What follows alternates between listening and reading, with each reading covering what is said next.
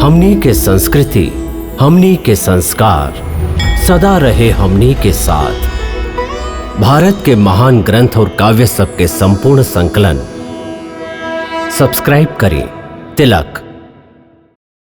अक्रूर जी, यदि आप उनका सचमुच अपन राजा मानी ले तो राजभक्ति के ई सुनहरा अवसर हम आपके प्रदान करत हैं। एह सुनहरा अवसर के बहुत बहुत धन्यवाद महाराज।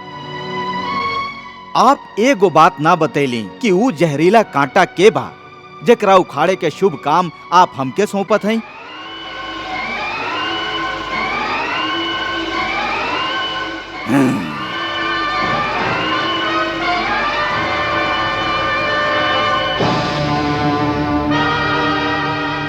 देवकी और वसुदेव के 8वां बेटा कृष्ण कृष्ण कृष्ण कृष्ण कृष्ण कृष्ण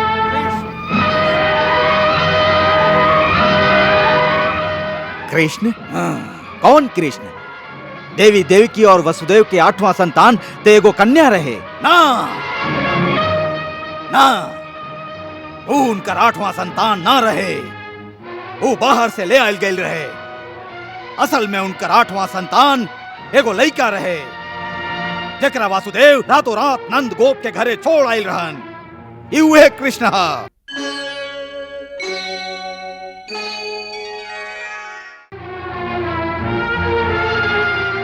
ई बात साच है। एह बात के आपके पास का प्रमाण है? देवर्षि नारद के वचन। नारद स्वयं ही रहस्य हमके बता के गए रहलन। हाँ, और नारद जैसन देवता कबो झूठ ना बोल सकेलन। हाँ। महाराज कंस, आप देवी देवता के सच मानल कब से शुरू कर देली? जौन बात के आप स्वयं ना देखली, आपके पहरेदार ना देखलन, आपके कोनो विश्वास पात्र ना देखलन, जौन बात के आपके पास स्वयं कोनो ठोस प्रमाण नहीं खे, ऐसन सुनल सुनावल बात पर विश्वास करके आप महाराज नंद के भोला भाला और निर्दोष लड़का के हत्या के पाप हमरा से करावल चाहत हैं?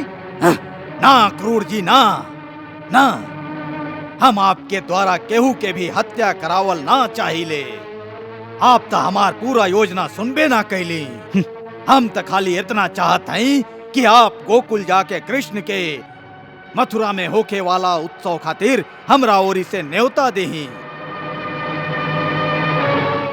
और आप स्वयं ओकरा संगे लेके आई। बाकी काहे कि ओ उत्सव में हम अपन राज्य के प्रमुख प्रमुख वीरन के सम्मान कैल चाहत हैं। और हम सुन ले हैं कि लइका कालिया जैसन जहरीला नाग के अपन वीरता से परास्त करके जमुना से भगा दिले रहे।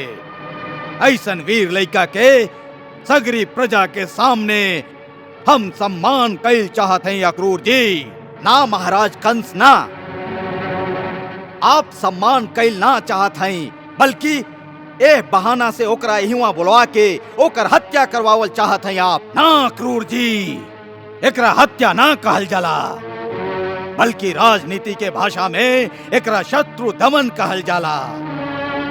आप तो स्वयं राजनीतिज्ञ हैं। आप जानत हैं कि राजनीति में शत्रु के वध कैल ही धर्म है।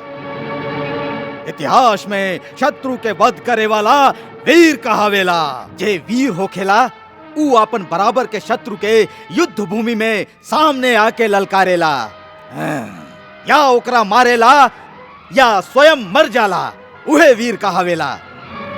बाकी एगो छोट सा निरीह निर्दोष लड़का के आप जैसन महान योद्धा धोखा से बुला के ओकर हत्या कैल चाहत हैं। एकरा न तो वीरता कहल जाला और ना ही कोनो नीति ओकर समर्थन करेले।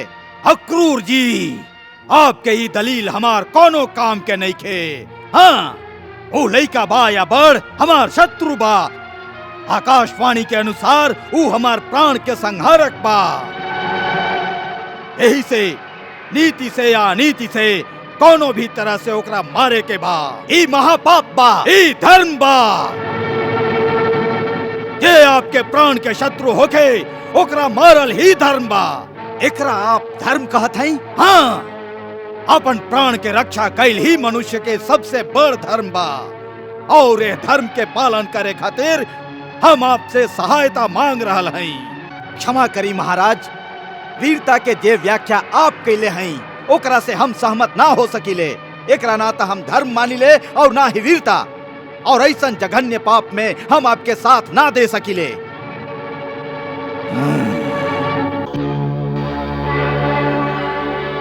आप मथुरा के महाराज के आज्ञा के अवहेलना कर रहल हई। एकर परिणाम जानत हई। परिणाम के भय? महाराज कंस,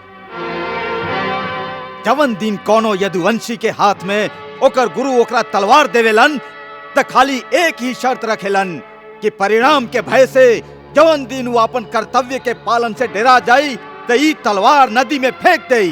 काहे कि ऐसन कायर मनुष्य के तलवार धारण करे के कोनो अधिकार ना होला, और हम ई तलवार फेंकल ना चाहिए।